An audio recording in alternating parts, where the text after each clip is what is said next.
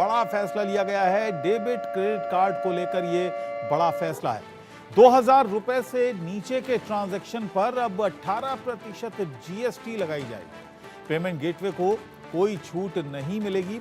इस वक्त की बड़ी खबर आपको बता रहे हैं। जीएसटी काउंसिल की 54वीं बैठक थी, जिसमें यह फैसला पहले से ही जो मुद्दे थे उनमें एक मुद्दा यह भी था कि 2000 रुपए से जो नीचे की पेमेंट होगी उस पर जीएसटी लगाई जाए। और मेरे सहयोगी संजय शर्मा इस वक्त दिल्ली से लाइव मेरे साथ जुड़ गए हैं। संजय, क्या ये पूरा इसका अर्थशास्त्र होगा?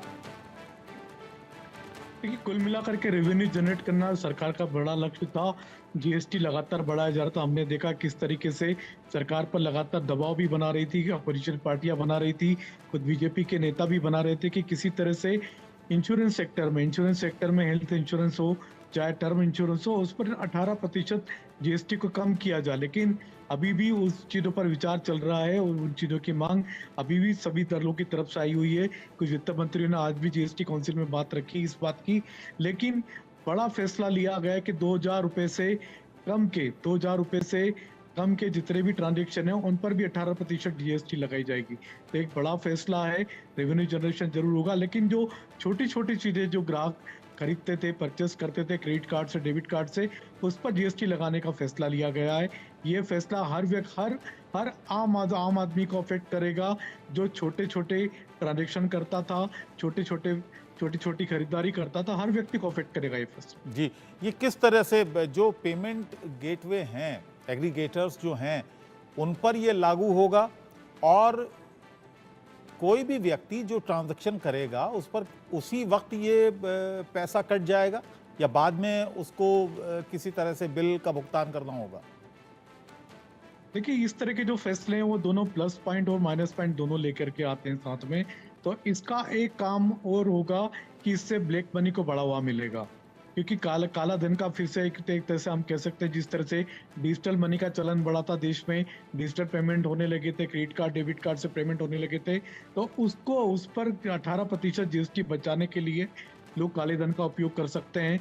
और इसको काउंटर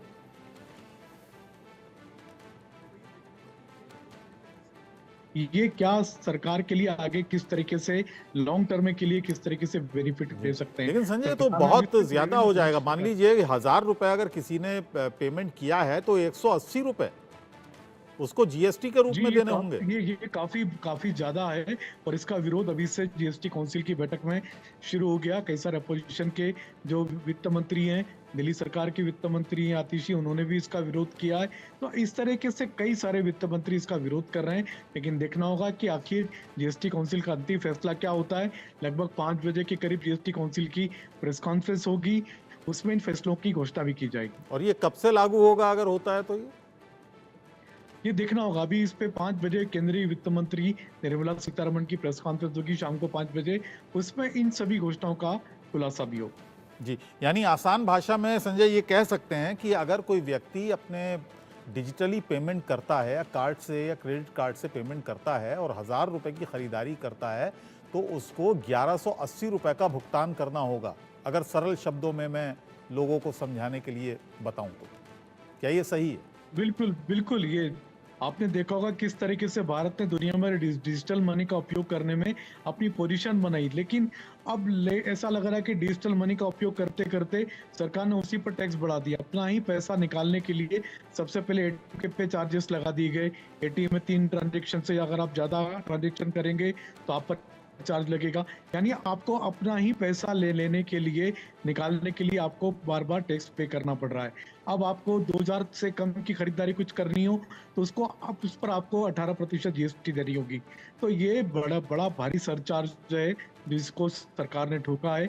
देखना होगा इसका अपोजिशन। यानी संजय कह सकते हैं कि कोई व्यक्ति अगर इनकम टैक्स देता है तो वो इनकम टैक्स भी देगा, अगर वो ट्रांजैक्शन करता है वहां पर भी टैक्स देगा, अगर वो ये सोचकर कि वो कैश ट्रांजैक्शन कर ले और ये सोचकर वो एटीएम से पैसा निकालता है तब भी वो सरकार को भरेगा। बिल्कुल, एटीएम पे ट्रांजैक्शन उसके 3 से ज्यादा होते हैं तो उसको वहां भी सरचार्ज देना है। अगर वो कोई खरीदारी करता है तो वहां भी उसको 18% सरचार्ज देना है। तो आप देख सकते हैं किस तरीके से हम लोग इस समय भारत में हाई टैक्सेशन रिजीम की सरकार में हम के दौर में हम चल रहे हैं। जबरदस्त टैक्स के दौर में हम लोग चल रहे हैं इस समय। और देखना होगा कि ये दौर कितना लंबा रहता है, क्योंकि जब भी हम लोग की अपोजिशन पार्टी जब इस बात की मांग करती है कि टैक्सेशन कम होना चाहिए, तब तब तब यूरोप के देशों का उदाहरण दिया जाता है कि यूके में इतना टैक्स है, यूरोपियन कंट्रीज में इतना टैक्स है, वहाँ की जनता इतना टैक्स पे कर रही है। लेकिन हमको ये भी देखना होगा कि भारत की जनता की, आम जनता की यहाँ पर आय कितनी है और उसके संसाधन कितने हैं, यहाँ की जनता की कितनी कैपेसिटी है टैक्सेशन देने की, उस पर भी सवाल खड़े हो। जी संजय, एक चीज और बताइएगा, और ये है कि अगर कोई व्यक्ति पैसा भेजता है अपने परिवार को, अपने परिजनों को कोई पैसा भेजता है, तो क्या उस समय भी ये चीज लागू होगी, ये जीएसटी लागू होगा? बिल्कुल, उस पर भी जीएसटी लागू होगी। साथ ही साथ एक और नई चीज़ हमने देखा कि जब बजट आया था, बजट जब पेश किया था निर्मला सीतारमण ने, तो उस पर एक और बड़ा फैसला किया था। अगर आपकी कोई प्रॉपर्टी है, अगर आपकी कोई ज़मीन है, प्रॉपर्टी है, अगर आप उसको बेचना चाहते हैं, अपनी प्रॉपर्टी को बेचने पर आपको टैक्स पे करना पड़ेगा। प्रॉपर्टी टैक्स सरकार ने नया ठोका है। जी। तो यहाँ पर कई सारे टैक्स अभी नए-नए ठोके हैं। जब से सरकार बनी है, मोदी सरकार 3.0 जब से बनी है, तब से आम जनता पर लगातार टैक्सेशन का नया दौर शुरू हुआ है। टैक्स थोपे जा रहे हैं और ये जीएसटी 18% जो ठोका है 2000 से कम के ट्रांजैक्शन पर, ये एक नया दौर आ रहा है। और हम देख सकते हैं कि ऐसी चीजों से फिर ब्लैक मनी फिर से बढ़ेगी, ब्लैक मनी का प्रभाव फिर से बढ़ता दिखेगा। जी, क्या कहना है, जो जानकार हैं, जो फाइनेंस के जानकार हैं, वो क्या मानते हैं, किस तरह का कदम होगा सरकार का ये? क्योंकि लोग तो फिर बैंकों में पैसा रखना बंद कर देंगे, सैलरी आएगी और पूरा का पूरा पैसे दो तीन बार में शायद निकाल लेंगे। देखिए, अगर आप बैंक में पैसा रखते हैं अपनी सैलरी पे, तो आपको उस जी पर भी टैक्स देना है। चलिए संजय, मैं आपके पास सैलरी आऊंगा, आप फिलहाल गुन्नौर चलते हैं।